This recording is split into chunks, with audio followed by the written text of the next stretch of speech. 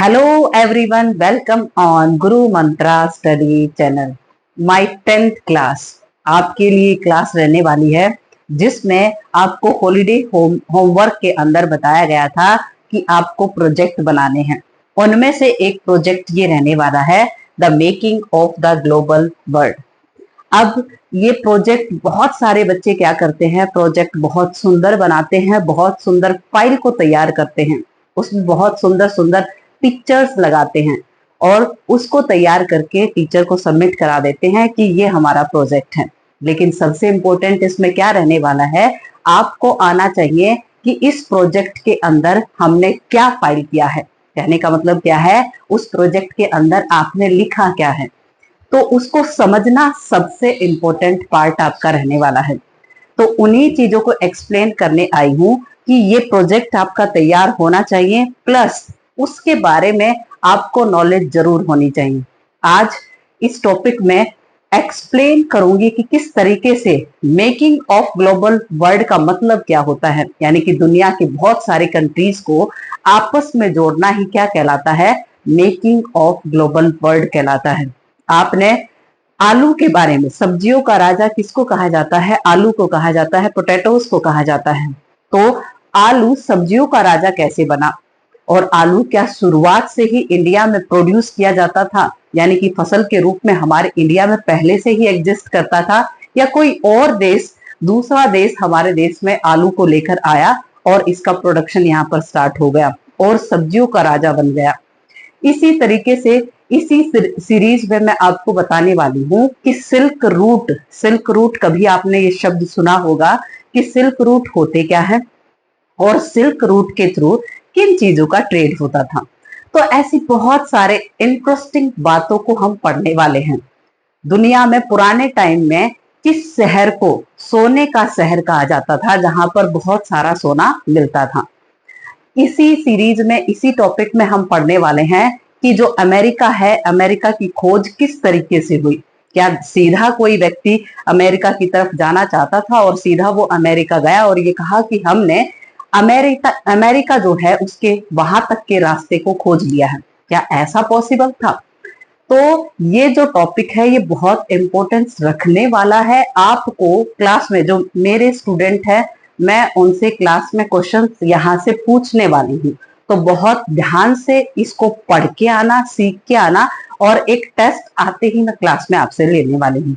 जो other student है जो मेरे से जुड़ रहे हैं, आप बहुत बेहतर तरीके से, बहुत अच्छे तरीके से इसको तैयार करना, क्योंकि ये आपके फाइनल एग्जाम के लिए बहुत इंपॉर्टेंस रखने वाले हैं। तो आइए इस टॉपिक को स्टार्ट करते हैं, the making of the global world. यानी कि पुराने टाइम से ही हमारे जो देश हैं, वर्ल्ड के जितने भी देश हैं, वो आपस में कांटेक्ट में रहे हैं। कहने का मतलब क्या है, वो लैंड रूट्स का मतलब क्या होता है, जमीन पर जो रास्ते होते हैं उनसे हमेशा से ही जुड़े हुए हैं और आपस में कांटेक्ट होता था। तो ट्रेडर्स एक जगह से दूसरी जगह पर जाते, तो क्या ट्रांसफर होता, ट्रांसफर होने का मतलब एक जगह से दूसरी जगह पर कौन सी चीज जाती। इसको फॉर एग्जांपल ऐसे मानेंगे कि वर्ल्ड वाइड, जैसे दुनिया को आपस में किस तरीके से जोड़ा जा सकता है, वो ट्रेड के द्वारा जोड़ा जा सकता है। तो पुराने टाइम से ही हमारे देश के साथ अदर कंट्रीज के बहुत सारे देशों के कॉन्टेक्ट्स बने हुए थे। हम आपस में क्या करते थे, ट्रेड करते थे। उससे क्या होता, उससे गुड्स का मतलब होता है सामान एक जगह से दूसरी जगह पर जाता। प्लस कल्चर का मतलब क्या होता है, संस्कृति, कि हम किस तरीके से रहते हैं, खाते पीते हैं, कपड़े पहनते हैं, ये सारी चीजें आपस में क्या होती, एक्सचेंज होती। हम अपने कल्चर के बारे में दूसरे लोगों को बताते, दूसरे देशों के जो व्यक्ति थे वो अपने कल्चर के बारे में हमें बताते। ऐसे टाइम बीतता चला गया और आज जैसे बहुत ही मॉडर्न टाइम और बहुत ही आईटी जो टेक्नोलॉजी होती है, उससे बहुत ज्यादा डेवलप आज चीजें हो चुकी हैं। आज हमारे पास टेलीफोन वगैरह है, जिससे इंटरनेट हमारे पास है, तो सोशल मीडिया बहुत वाइडली स्प्रेड है। लेकिन पुराने टाइम में ऐसा नहीं था। इस टॉपिक में हम पढ़ने वाले हैं, क्या कोई बीमारी, कोई डिजीज ऐसी हो सकती है कि बहुत सारी पॉपुलेशन को मार दे। ऐसा तुमने एग्जाम्पल देखा होगा, कोरोना का एग्जाम्पल कुछ ही समय पहले आपने देखा है कि एक बीमारी ऐसी आई जो इससे पहले कभी थी ही नहीं और बहुत ही डेडली ये बीमारी रही है। तो क्या पुराने टाइम में भी कुछ ऐसी बीमारियां थी जो बहुत सारी पॉपुलेशन को क्या कर जाती है, डेड कर जाती है, मार जाती है। तो आइए इस टॉपिक को धीरे धीरे पढ़ते हैं, आराम से पढ़ते हैं, पेशेंस के साथ पढ़ते हैं। मैं वादा करती हूँ कि आपका सिंगल टॉपिक भी ऐसा नहीं रहेगा कि जो आपको समझ में नहीं आया। देखें, पढ़ेंगे बेटे। इंट्रोडक्शन में हम ये पढ़ने वाले हैं कि यहाँ पर इसमें हम कौन कौन से टॉपिक को कवर करने वाले हैं। It explore the creation of the world shape by the trade. हम कहने का मतलब क्या है, हम इस टॉपिक में पढ़ने वाले हैं कि किस तरीके से हम आपस में एक दूसरे देशों के साथ जुड़ते हैं और क्या करते हैं, हम ट्रेड के रूप में जुड़ते हैं। माइग्रेशन का मतलब होता है जब पॉपुलेशन एक जगह से दूसरी जगह पर माइग्रेट कर कर जाती है तो फिर एक दूसरे के कांटेक्ट में आते हैं। लेबर मोबिलिटी क्या होती है, जब कुछ ऐसा तबका जो काम करता है, जो मजदूरी करता है, वो भी एक जगह से दूसरी जगह पर जाता है। आगे, and capital movement through out the history. Capital movement का मतलब क्या होता है, जब पैसा एक जगह से दूसरी जगह पर ट्रांसफर होता है, दैट्स कॉल्ड कैपिटल मूवमेंट। अब कैपिटल मूवमेंट हमारे देश में बहुत ज्यादा हुआ। कैसे, जब ब्रिटिशर्स का टाइम था तो ब्रिटिशर्स ने बहुत सारा ड्रेनेज ऑफ मनी जिसको कहा जाता है, बहुत सारा पैसा इंडिया से और अपने कंट्री ब्रिटेन के अंदर भेजा। तो ये क्या कहलाता है, कैपिटल मूवमेंट। कैपिटल मूवमेंट को जब हम आपस में ट्रेड करते हैं तब भी क्या होता है, कैपिटल मूवमेंट होता है। तो इसमें ये बातें पढ़ने वाले हैं कि हम ट्रेड के थ्रू एक दूसरे देशों के साथ जुड़े, माइग्रेशन के थ्रू, और labour mobility and capital movement इसके दौरान होती रही, यानी कि पैसे का लेन देन इसमें होता रहा। अब the chapter also examine the profound the shift in the global landscape during the modern era। अब ये कह रहे हैं कि ये जो हमारा लैंडस्केप का मतलब जमीनी जो हिस्सा है, हम उनके आपस में कांटेक्ट में आए, अलग अलग जो देश थे उनके हम कांटेक्ट में आए और किस तरीके से हमारे कल्चर पर, हमारे लाइफस्टाइल पर किस तरीके से इम्पैक्ट पड़ा। The chapter traces the emergence of the connected world through the exploration, trade, colonization। Exploration का मतलब होता है खोज करना। क्या करना, खोज। कि हम अब जैसे जैसे हम धीरे धीरे डेवलप होते चले गए तो हमने अलग अलग चीजों की क्या करनी स्टार्ट कर दी, खोज करनी स्टार्ट की। हम ट्रेड कर रहे हैं। कॉलोनाइजेशन का मतलब क्या होता है, जब एक देश दूसरे देश पर क्या करता है, कब्जा करता है, यानी कि वहां की पॉलिटिकल सिचुएशन, वहां की इकोनॉमिक सिचुएशन पर जब कोई देश क्या कर लेता है, कंट्रोल कर लेता है, वही क्या कहलाता है, कॉलोनाइजेशन कहलाता है। इसको हिंदी में बोलते हैं उपनिवेशवाद। तो कहने का मतलब क्या है, इस टॉपिक में यही बातें पढ़ने वाले हैं कि वर्ल्ड वाइड हम आपस में जो देश है वो किस तरीके से जुड़े और कौन कौन सी चीजें हमने आपस में शेयर की, आपस में बातें की। देखें, इंडस्ट्रियलाइजेशन का मतलब क्या होता है कि हमने अपने जो देश है उसके अंदर बहुत सारे जो इंडस्ट्रीज वगैरह, टाइम के साथ साथ हमने बहुत सारी इंडस्ट्रीज लगाई और अपने देश के अंदर बहुत सारा क्या किया, डेवलपमेंट किया। It also explore the process of the increase the interconnectivity and the interdependence among the countries, economic culture and the people around the world। अब जैसे जैसे हम दूसरे देशों को एक्सप्लोर करते रहे, एक्सप्लोर करने का मतलब खोज करते रहे, उनमें जाते रहे, तो बहुत सारी चीजें क्या है, बदलाव में देखने को मिली। हम आपस में इंटरकनेक्टेड हुए और क्या हुआ, अलग अलग देशों के बारे में पता लगा, इकोनॉमीज के बारे में पता लगा, उनके जो कल्चर है उनके बारे में हमें पता लगा। अब ये इंट्रोडक्शन था कि इसमें पढ़ने के हवाले हैं। हमने ट्रेड किया, माइग्रेशन किया, लेबर मोबिलिटी हमने देखी और हम इस चैप्टर में पढ़ने वाले हैं कैपिटल मूवमेंट का मतलब क्या होता है, पैसा एक जगह से दूसरी जगह पर किस तरीके से आया। तो ये हमारा टॉपिक रहने वाला है जिसमें ये स्लाइड हम देखेंगे। आप अपने प्रोजेक्ट को अगर आपने नहीं बनाया है तो इसी तरीके से अपने प्रोजेक्ट को डेवलप कर सकते हैं। और इसमें क्या लिखा हुआ है, क्या हमें पढ़ना है, क्या हमें सीखना है, इन सभी बातों के बारे में आपको बताने वाली हूँ। द प्री मॉडर्न एरा, यानी कि अब इस समय में हमने क्या क्या देखा। Globalisation is refers the economic system that has emerge in the since last 50 years. ये कह रहे हैं कि 50 पिछले कुछ ये जो 50 साल रहे हैं, इनमें ग्लोबलाइजेशन बहुत ज्यादा हुआ है। ग्लोबलाइजेशन का मतलब क्या होता है, वर्ल्ड में जब हम आपस में कनेक्ट होते हैं, यानी कि दूसरे देशों के साथ जब कनेक्ट होते हैं, दैट्स कॉल्ड ग्लोबलाइजेशन। ये पिछले 50 सालों में बहुत ज्यादा फैला है, लेकिन उससे पहले भी था। ऐसा नहीं था कि जो ग्लोबलाइजेशन है उसकी प्रोसेस पुराने टाइम में नहीं थी, यानी कि पुराने टाइम से ही हम आपस में क्या करते रहे हैं, कनेक्ट होते रहे हैं। अब ध्यान से सुनना, यहाँ से बहुत इंपॉर्टेंट बातें स्टार्ट होने वाली हैं। पेशेंस के साथ सुनना, बहुत इंपॉर्टेंट यहाँ से रहने वाला है। From ancient time, the travelers, traders, priests, and pilgrims traveled vast distance for the knowledge, opportunity, spiritual fulfillment, or to escape the persecutions. अब ये कह रहे हैं कि पुराने टाइम से ही लोगों ने एक जगह से दूसरी जगह पर जाना स्टार्ट किया, जिसमें कौन कौन होते थे, उसमें ट्रेवलर्स, यात्राएं करने वाले, ट्रेडर्स, व्यापार करने वाले, प्रिस्ट कौन होते हैं, पुजारी होते हैं, सीधी सी बात है। पिलग्रिम्स वो व्यक्ति होते हैं जो अपने जो धार्मिक स्थान होते हैं, पूजा पाठ करने के लिए होते हैं। जैसे आप छुट्टियों में गए होंगे तो कुछ बच्चे वैसे हिल स्टेशन पर गए होंगे, या फिर कुछ बच्चे क्या है, तीर्थ जो स्थान होते हैं जहां पर भगवान का वास माना जाता है, कोई मंदिर वगैरह होता है, चर्च वगैरह, जहां पर भी आप ऐसी जगह पर जाते हैं तो वो पिलग्रिम्स कहलाते हैं। यानी कि कुछ तो पिलग्रिम्स बन के गए हैं, कुछ ट्रेवलर्स बन के गए हैं। ये इसमें डिफरेंस होता है। ट्रेवलर्स ऐसे ही किसी जगह को घूमना, दैट्स कॉल्ड ट्रेवलिंग। और क्या है पिलग्रिम्स, पिलग्रिम्स वो व्यक्ति होते हैं जो धार्मिक स्थानों पर घूमते हैं, वो क्या कहलाते हैं, पिलग्रिम्स कहलाते हैं। अब वो फिर किसके लिए जाएंगे, वो नॉलेज गेन करने के लिए, अपॉर्चुनिटी।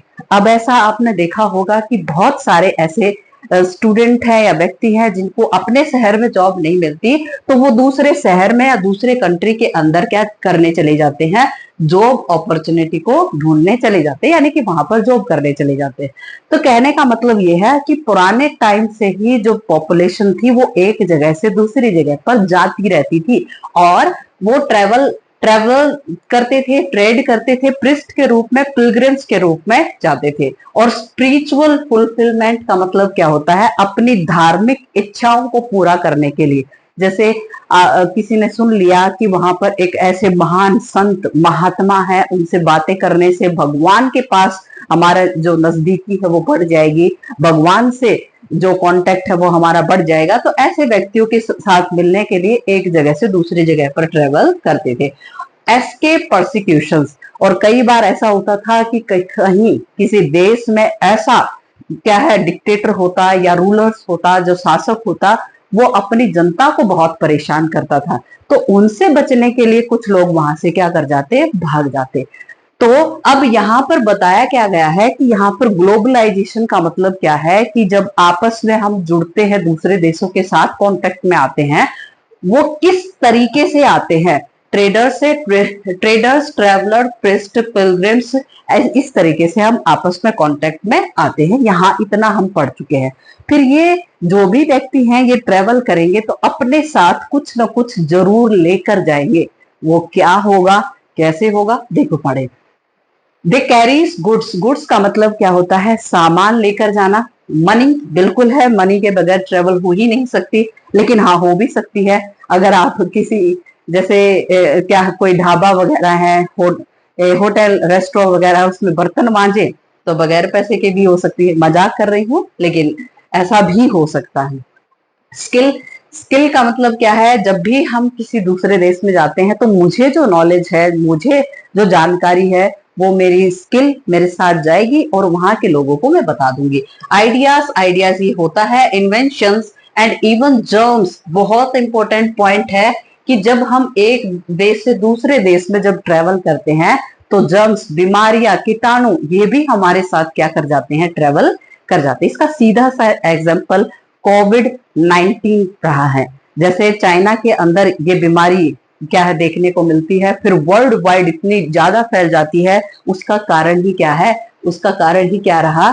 ग्लोबलाइजेशन। क्योंकि दुनिया में बहुत सारे व्यक्ति एक जगह से दूसरी जगह पर ट्रेवल करते थे, जिसके कारण वो आपस में कांटेक्ट में आए, और ये पता था आपको कि ये जो बीमारी है ये इंसानों के आपस में कांटेक्ट में आने से होती थी, तो जिसके कारण ये बीमारी देखने को मिली और बहुत सारा डिस्ट्रक्शन इस बीमारी के कारण देखा गया। तो ये कह रहे हैं कि सामान है, मनी है, वैल्यूज है, स्किल है, आइडियाज है, इन्वेंशन है, जर्म्स और डिजीज, हम एक दूसरे के देश के साथ जब ट्रेवल करते तो ये सभी चीजें आपस में ट्रांसफर होती, अच्छी चीजें भी और बुरी चीजें तो साथ में जाती ही हैं। एज अर्ली 3000 BC, मैं उम्मीद करती हूँ BCE आप बहुत अच्छे तरीके से जानते होंगे, आप 10th क्लास में आ चुके हो। Before common era. अब यहाँ पर जब हम जीसस क्राइस्ट को 0 ईयर मानते हैं तो उससे पहले के जो ईयर्स होते हैं वो BCE में काउंट किए जाते हैं। तो ये कह रहे हैं कि an active coastal trade link the Indus valley civilisation with the present day west Asia for more than the millennia. Cowries बहुत इंपॉर्टेंट, कोरीज, कोड़ी जिसको कहते हैं ना, कोड़ी, कोड़ी रखनी चाहिए। कई बार ये धार्मिक गुरु ऐसे बता देते हैं कि आप कोड़ी रखो, तो कोड़ी जिसको शी शेल कहा जाता है, कि पुराने टाइम में जब इंडस वैली सिविलाइजेशन डेवलप थी तो कोड़ी को बहुत ज्यादा महत्वपूर्ण माना जाता था।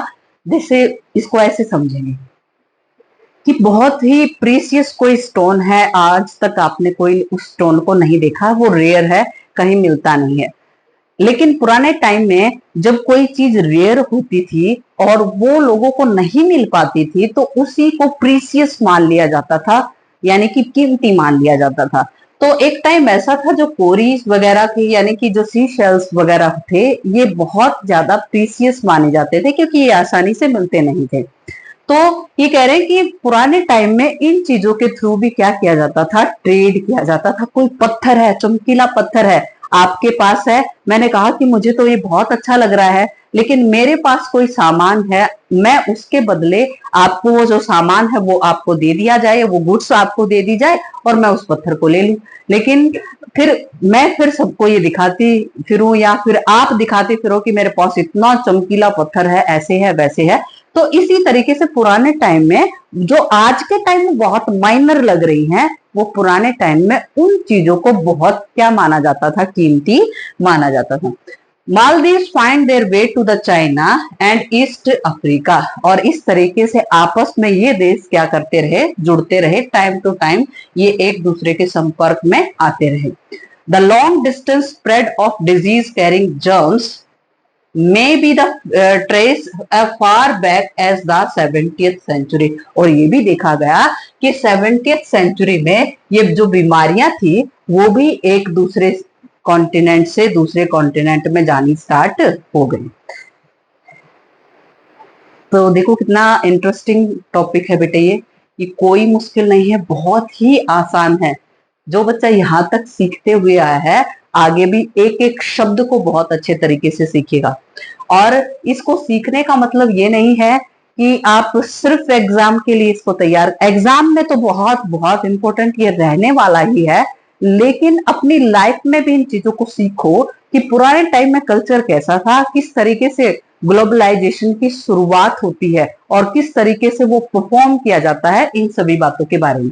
अब silk route link the world, अब ये कह रहे हैं कि जो सिल्क रूट होता है वो दुनिया को जोड़ने का काम करता है। सिल्क रूट किसको कहा जाता है? ध्यान से सुनना बेटे। सिल्क रूट पुराने टाइम में रास्ते डेवलप हुए, लैंड रूट्स डेवलप हुए। लैंड रूट्स का मतलब क्या होता है? जमीन के रास्ते डेवलप हुए। और जमीन के जब रास्ते डेवलप हुए, जैसे अगर हम हिमालयन रेंज को ऐसे पढ़ते हैं तो यहाँ पर ये आपके जो दर्रे होते हैं वो मिलते हैं। दर्रे ऐसे दो पहाड़ियां होती हैं, दो पहाड़ियों के बीच में जो रास्ता इस तरीके से साइड से जो रास्ता निकलता है उसको दर्रे कहा जाता है, पासिस जिसको बोला जाता है। तो ये पासिस के थ्रू क्या पाए जाते हैं? रास्ते पाए जाते हैं एक जगह से दूसरी जगह पर जाने के लिए। इन्हीं रास्तों से बहुत सारे देशों में आपस में क्या की जाती? ट्रेवल की जाती। मैं अभी आपको पिक्चर दिखाने वाली हूँ, अभी 2 मिनट के बाद आपके सामने वो पिक्चर होगी। तो कहने का मतलब क्या है कि पुराने टाइम से ही बहुत सारे सिल्क रूट डेवलप हो गए थे। लेकिन इनको सिल्क रूट क्यों कहा गया? क्योंकि जो चाइना कंट्री है, चीन जो देश है, चीन देश के अंदर बहुत सारा जो डेवलप किया जाता था, बनाया जाता था, प्रोड्यूस किया जाता था, वो क्या था? सिल्क बनाया जाता था। और उन रास्तों से एक देश से दूसरे देश में किसको भेजा जाता था? सिल्क को भेजा जाता था। तो कितना इंपॉर्टेंट था कि देखो क्या कह रहे हैं, silk route are vibrant pre modern trade and cultural link between the distance part of the world. ये कह रहे हैं कि दुनिया के बहुत सारे देशों में कॉन्टेक्ट में आने के लिए सबसे इंपॉर्टेंट रोल अदा करते हैं। कौन अदा करते हैं बेटे? Silk route. यानी कि ये रास्ते जो बना लिए थे पुराने टाइम में, इन रास्तों से सिल्क तो जाता ही जाता था, बहुत सारी ऐसी चीजें थी जो सिल्क के साथ साथ आपस में दूसरे देशों के साथ क्या की जाती थी? एक्सचेंज कह लो या फिर ये कहो कि इनका ट्रेड होता था, व्यापार होता था। The name Silk Route point to the importance of the westbound Chinese silk, यानी कि चाइना में जो सिल्क बनाया जाता था उससे के साथ जोड़कर इन रास्तों का नाम क्या रख दिया? सिल्क रूट रख दिया। उम्मीद करती हूँ आपको ये समझ में आ गए होंगे। जैसे आपकी माताएं बहनें सिल्क की साड़ियां पहनती हैं, बहुत सुंदर लगती हैं। सिल्क को ऐसा माना जाता है कि एक अंगूठी होती है। अगर सिल्क की जो साड़ी होती है उसको पूरी साड़ी को एक अंगूठी के अंदर से ऐसे निकाल दिया जाता है, इतना मतलब कम एरिया को वो कवर करती है, ऐसे निकाल दिया जाता है और बहुत देखने में सुंदर होती है सिल्क की साड़ी। तो देखें, the historian have identify the several silk route. Silk route एक नहीं होता था, बहुत सारे सिल्क रूट होते थे। Overland by the sea knitting together. Knitting together का मतलब क्या होता है? ये जो रास्ते होते थे ये आपस में क्या करते थे? देशों को जोड़ने का काम करते थे। Vast region of Asia linking Asia with Europe, Asia का यूरोप के साथ और नॉर्थ नदर्न जो अफ्रीका है उसके साथ हमारा क्या बना? धीरे धीरे कॉन्टेक्ट बना। They are known to have existed since before the Christian era। और ये कहा जाता है कि ये क्रिश्चियन एरा से भी पहले के समय में ये जो सिल्क रूट थे ये ऐसे ही डेवलप रहे और 15th सेंचुरी तक यहाँ पर बहुत बेहतर तरीके से काम होता रहा। But the Chinese pottery also travel the same route। Pottery का मतलब क्या होता है? जैसे चीनी मिट्टी के बर्तन हम जिनको कहते हैं, तो चाइना के अंदर इस तरह के जो बर्तन हैं वो ज्यादा बनाए जाते हैं।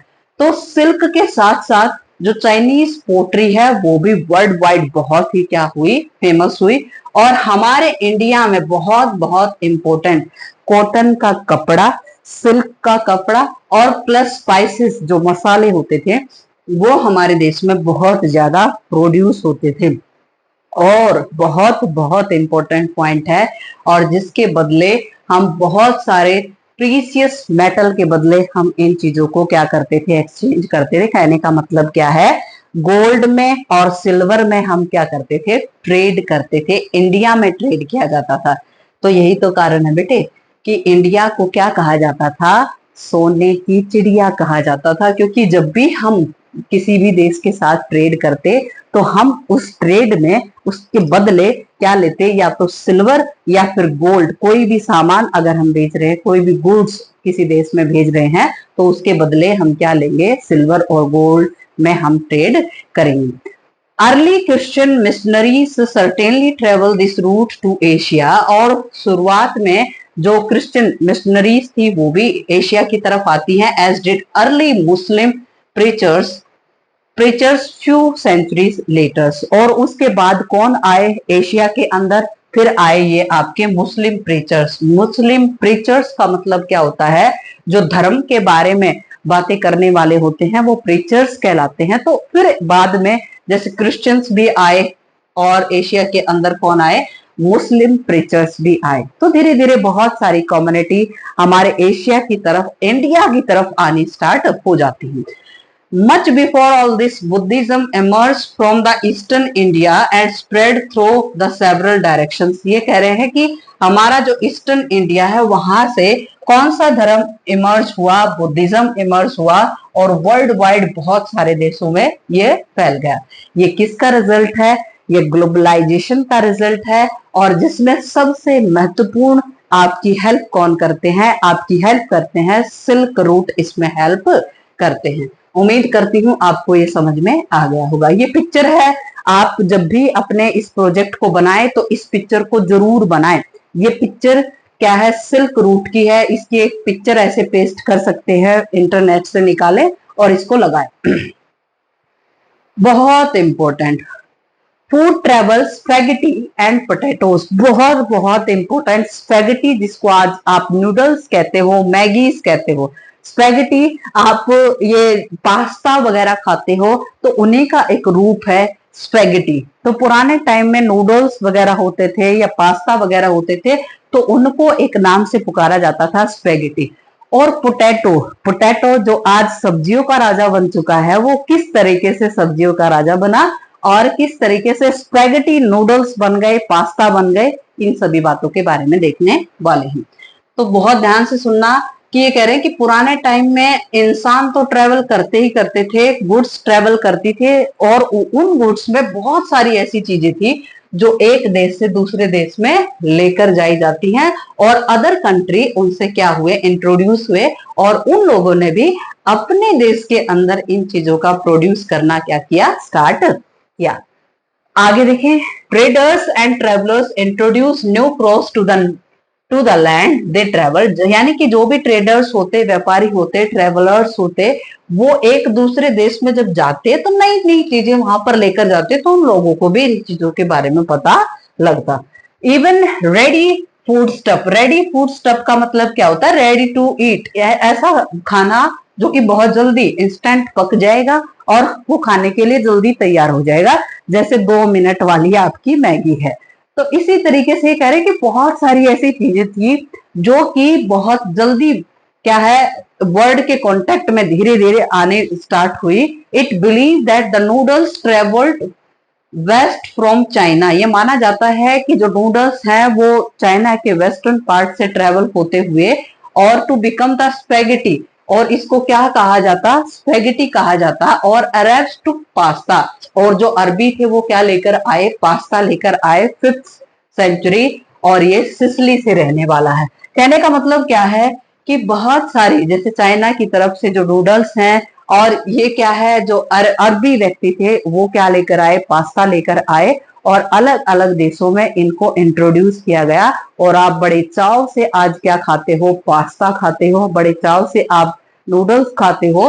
तो ये नूडल्स चाइना की तरफ से और पास्ता अरेबियन जो कंट्रीज हैं उनकी तरफ से इंट्रोड्यूस किया गया था वर्ल्ड वाइड।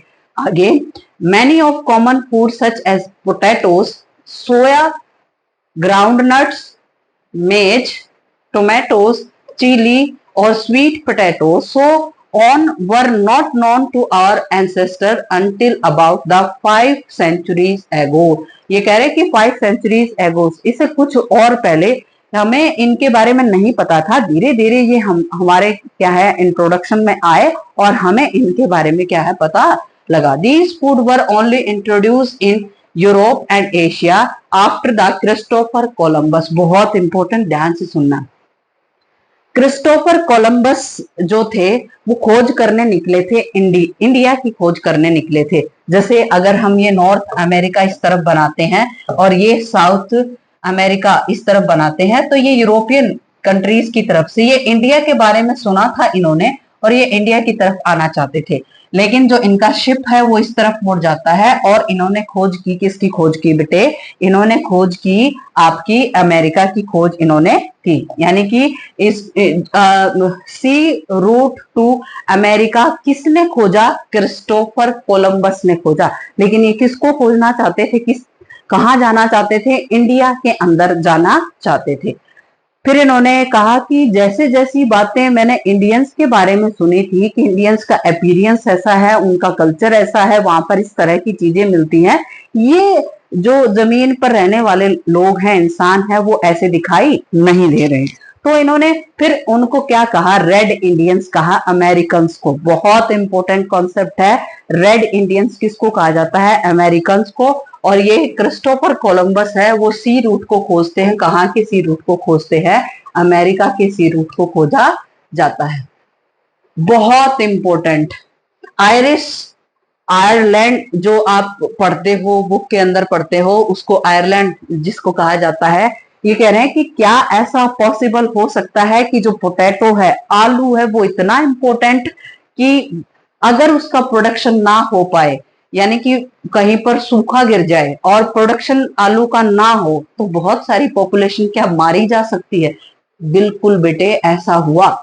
ये यूरोपियन कंट्रीज के पास एक आयरलैंड जिसको कहा जाता है, वहां पर एक टाइम में बहुत ही कम पॉपुलेशन रहती थी और एक टाइम में इंट्रोड्यूस हुआ पोटैटो, और पोटैटो जब इंट्रोड्यूस हुआ तो वहां की पॉपुलेशन ने बहुत सारा पोटैटो का प्रोडक्शन करना स्टार्ट किया, और जो पॉपुलेशन है वो इंक्रीज हुई, और धीरे धीरे पॉपुलेशन को पता लगा कि इसका प्रोडक्शन कैसे किया जा सकता है और हम ज्यादा से ज्यादा सरवाइव कर सकते हैं। किसके कारण? पोटैटोज के कारण। लेकिन एक टाइम ऐसा आया, पोटैटो का प्रोडक्शन नहीं हुआ, तो बहुत सारी जो पॉपुलेशन है वो क्या कर जाती है? डेथ कर जाती है। देखो, Europe's poor begin to eat better life longer with the introduction of the humble potato. ये कह रहे हैं कि जब यूरोप के अंदर बहुत सारी पॉपुलेशन का जो लाइफ है, सर्वाइवल है, वो ठीक ठाक हो गया। कैसे हुआ? कि किसका इंट्रोडक्शन मिल गया? पोटैटो। पोटैटो एक ऐसी फसल है जो कि सभी एरिया में, ट्रॉपिकल, सब ट्रॉपिकल एरियाज के अंदर बहुत आसानी से उग सकता है। तो इसके इंट्रोडक्शन के बाद, किसके इंट्रोडक्शन के बाद? पोटैटो के इंट्रोडक्शन के बाद जो आयरलैंड है, purest peasants become so dependent on the potatoes. बहुत सारे जो पीजेंट्स थे, किसान थे, वो किस पर डिपेंडेंट हो गए? वो हो गए पोटैटोज पर। That when disease destroy the potato crop in the mid 1840s, hundreds of the thousands die of the starvation। और 1840s में, यानी कि 1840 से लेकर 50s के बीच का जो टाइम था, वहां पर प्रोडक्शन नहीं हुआ। किसका प्रोडक्शन नहीं हुआ? पोटैटो का प्रोडक्शन नहीं हुआ, और बहुत सारी जो पॉपुलेशन है, स्टारवेशन का मतलब क्या होता है? भूख के कारण मर जाना। जो स्टारवेशन के कारण बहुत सारी पॉपुलेशन मारी गई, और इसको क्या कहा गया? The Irish potato famine. Famine का मतलब होता है सूखा पड़ना। क्या पड़ना? सूखा पड़ना। अब आपका ये रहने वाला बहुत इंपॉर्टेंट कॉन्सेप्ट है, इतना ही है, बहुत अच्छे तरीके से इसको सीखेंगे। कॉन्क्वेस्ट। कॉन्क्वेस्ट का मतलब होता है किसी जगह को जीतना। क्या होता है? किसी जगह को जीतना। डिजीज का मतलब क्या होता है? बीमारी। और ट्रेड का मतलब क्या होता है? व्यापार। कहने का मतलब क्या है कि पुराने टाइम में जो एक देश दूसरे देश पर क्यों आक्रमण करता है, क्यों युद्ध किए जाते हैं, आपके मन में क्वेश्चन आना चाहिए। और इस क्वेश्चन का आंसर ये है कि बहुत सारे यूरोपियन कंट्रीज, बहुत सारे जो देश है, उनको ढूंढने निकल गए। कहां से? सी रूट से। उसका कारण क्या था? उसका कारण यही था कि उनके पास इनफ रिसोर्सेज नहीं थे बेटे, यानी कि उनके पास इतनी अच्छी जमीन नहीं थी जहां से उनको प्रोडक्शन मिल सके। उनके पास इतने अच्छे मिनरल्स नहीं थे, या फिर उनके पास ऐसे साधन नहीं थे कि उन मिनरल्स को निकाल पाए। तो उन्होंने अलग अलग देशों में यात्राएं करनी स्टार्ट की, वहां के ज्योग्राफी को देखा, वहां के कल्चर को देखा, और फिर इनको समझ में आया कि हम क्या कर सकते हैं। और इन्होंने, यूरोपियन कंट्रीज ने क्या किया? यूरोपियन कंट्रीज ने इंडस्ट्रियलाइजेशन लेकर आए। क्या लेकर आए? इंडस्ट्रियलाइजेशन। अपने दिमाग को लगाया, वहां अलग अलग कंट्रीज में घूमे, और वहां पर देखा कि वहां पर रिसोर्सेज की कोई कमी नहीं है। हम क्या कर सकते हैं अपने पार्ट पर? हम अपने पार्ट पर अपने देश में इंडस्ट्री लगा सकते हैं, और अदर कंट्रीज से क्या लेकर आ सकते हैं? रॉ मटेरियल लेकर आ सकते हैं। तो कितने दिमाग से इन्होंने खाया, कितने दिमाग का इन्होंने इस्तेमाल किया, और दूसरे देशों को अपनी कॉलोनी बनाया। तो देखो कैसे। कॉन्क्वेस्ट का मतलब जीतना होता है। The pre modern world strength greatly in the 16th century after the Europe sailor found the sea route to Asia. ये कह रहे हैं कि दुनिया बहुत छोटी हो गई। कब के बाद? जब क्या है, ये जो एशिया तक का जो सी रूट है उसको खोज लिया गया, तो दुनिया बहुत छोटी हो गई। कहने का मतलब क्या है? एक देश से दूसरे देश में जाना क्या हो गया? आसान हो गया। Also successfully cross the western ocean to America, यानी कि एशिया तक भी जो पॉपुलेशन थी यूरोपियन कंट्रीज की वो पहुंच गई, और कहां तक पहुंच गई, अमेरिका तक पहुंच गई, जो अभी अभी मैंने आपको बताया था। आगे पढ़ेंगे, देखो, the century before the Indian Ocean had known as the bustling trade with goods, people's knowledge and custom and the crisscrossing its world. ये कह रहे हैं कि जो इंडियन ओशन है, अगर हम इस तरीके से मैप बनाएं तो इंडियन ओशन एक बहुत ही ट्रेजिक लोकेशन पर है, जहां पर वर्ल्ड वाइड के बहुत सारे ओशंस में से होते हुए और इंडियन ओशन से होते हुए दुनिया के बहुत सारे देशों के साथ कॉन्टेक्ट स्थापित किए जाते हैं बेटे। तो हमारा इंडियन ओशन जो कि अकेला ऐसा ओशन है जो कि किसी एक कॉन्टिनेंट के नाम पर रखा गया है, जो हमारे भारत के नाम पर, इंडिया के नाम पर रखा गया है, इंडियन ओशन, उसने बहुत ही सारे वर्ल्ड वाइड जो कंट्रीज हैं उनके साथ कॉन्टेक्ट क्या है, पॉसिबल कर दिया Indian Ocean. Indian subcontinent was central to these flow and crucial point in their network. ये कह रहे हैं कि इंडिया इसके लिए बहुत इंपॉर्टेंट हो गया, यहां से लोगों ने कुछ कुछ सामान उठाया, उस तरफ ले गए, उस तरफ से वापस आते हुए यहां से फिर सामान उठाया, इस तरफ ले गए। कहने का मतलब क्या है, इंडिया बीच में पड़ता था, जो एशिया है उसके सदर्न पार्ट के सेंट्रल लोकेशन पर कौन आता है, इंडिया आता है, जिसके कारण बहुत सारे देशों ने इंडिया के साथ क्या किया, कॉन्टेक्ट स्थापित किया, यानी कि इसके संपर्क में आए। आगे, the entry of the European helped expand or redirect some of these flow of toward the Europe. From the 16th century, America's vast land, abundant crop minerals began to transform the trade lives everywhere. ये कह रहे हैं कि 16th century के बाद जो America है वहां की उस जमीन पर भी काम होने लग गया, और बहुत सारे जो मिनरल्स वगैरह थे, जो क्रॉप्स वगैरह थी, उनको डेवलप करते हुए सभी जगह पर जो अमेरिका है उसको इंट्रोड्यूस कराया गया। The precious metals particularly silver from the mines located present day Peru, बहुत इंपॉर्टेंट, पेरू में किसकी माइंस मिलती है बेटे, सिल्वर की माइंस पाई जाती है पेरू के अंदर, और क्या कह रहे हैं, एंड मैक्सिको, और मैक्सिको में पाई जाती है। Also enhance Europe wealth finance it's trade with Asia, और ये बहुत ज्यादा हेल्पफुल रही किसके लिए, जो यूरोप, ये जो पेरू और कौन, मैक्सिको, ये अमेरिका के जो कंट्रीज हैं इनके लिए बहुत हेल्पफुल रहे। यहां से इन्होंने सिल्वर निकाला और जो एशियन कंट्रीज थे उनके साथ कांटेक्ट में आए और उनके साथ ट्रेड किया और व्यापार किया, और अपने जो देश है, अपने जो कॉन्टिनेंट है, उनके हालात को इन्होंने सही किया।